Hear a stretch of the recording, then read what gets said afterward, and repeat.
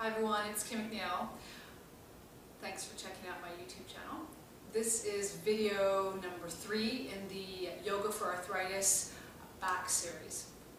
So we've gone over the importance already of keeping the shoulders mobile, especially in those of you who have fused spines, such as in Ankylosing Spondylytis, and also just in general, right, wanting to keep the shoulder joints mobile.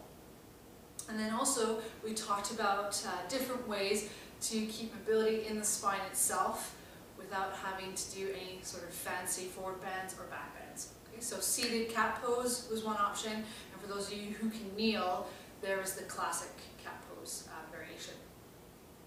And then for those of you who couldn't kneel, there's also the standing stretch, right, where we use a tabletop or a desktop, something like that, to be able to lengthen out the back.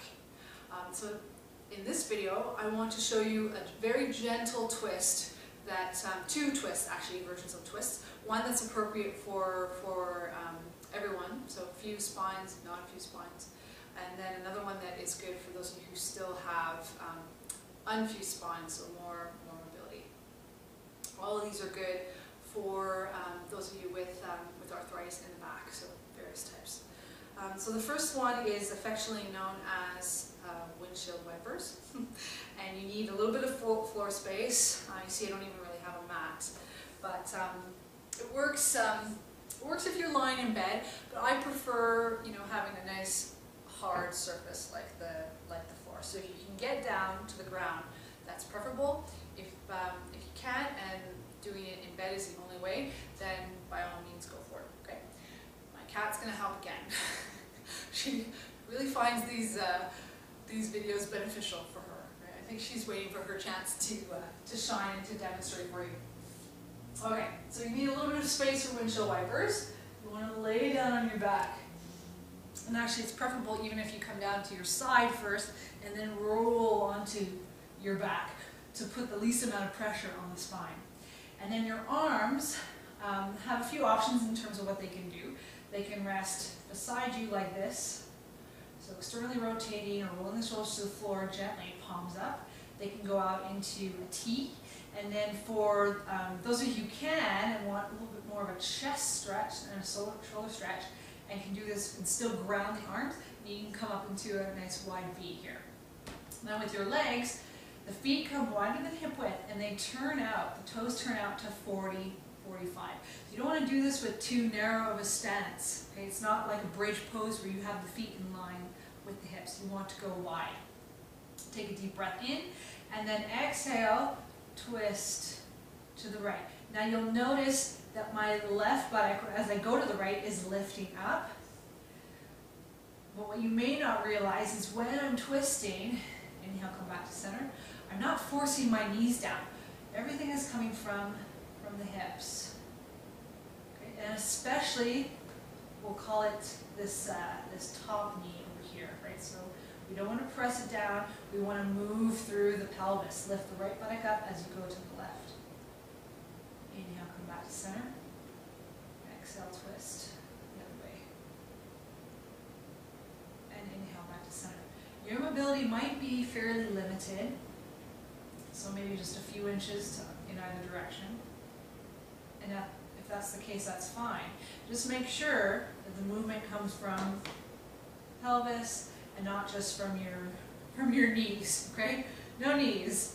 They will move as the pelvis moves, but we don't want to really wiggle these thigh bones in the hip sockets, okay? Then the second one, for those of you with unfused spines or OA in the spine, and even those of you who want to simply do a nice twist to relieve sore back muscles, you can do a classic reclining twist, knees together, feet together, deep breath in, exhale, release to the right. Now, you only go as far, as you can into your twist without lifting the opposite arm, upper back, shoulder off the floor. So keep your upper body grounded and twist. Inhale, back to center. Exhale to the other side. And inhale, back to center. So I'll just reinforce the idea that if you're not very flexible, that's okay. You simply go into a smaller range of motion, a few inches side to side. And gradually, with practice, you can do 6, even maybe a little bit less if you want, 4 if you don't have a lot of time, or 6 twists in either direction. Gradually, you do that every day, every second day, you'll start to see and feel the difference. Now, people often ask me, when I'm twisting, do I keep the knees and feet together? So the answer is, it depends. If you can't keep the upper body and that arm and that shoulder down without separating the knees and without going too far, then don't worry. Let the knees come apart. Okay? It'll be gentler.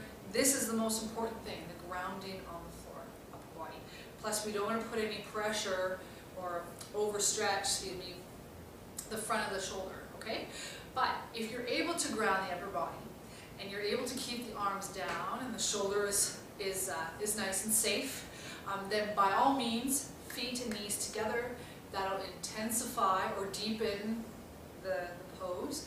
You'll feel a deeper release, and as long as there's no pain or you're not increasing your pain levels as you go into it, then by all means do it. Okay?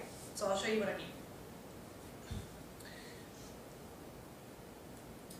So once again, basic twist, going to wherever you can, side to side. In this one, I'm letting my knees and feet come apart, so it's gentler. When I go in the opposite direction, I'm going to really ask that my knees and feet stay closer together. But I still want this opposite side down. Okay, and it takes some practice. Those knees really want to come apart, just to ease up on it. Right? Ease up on the release.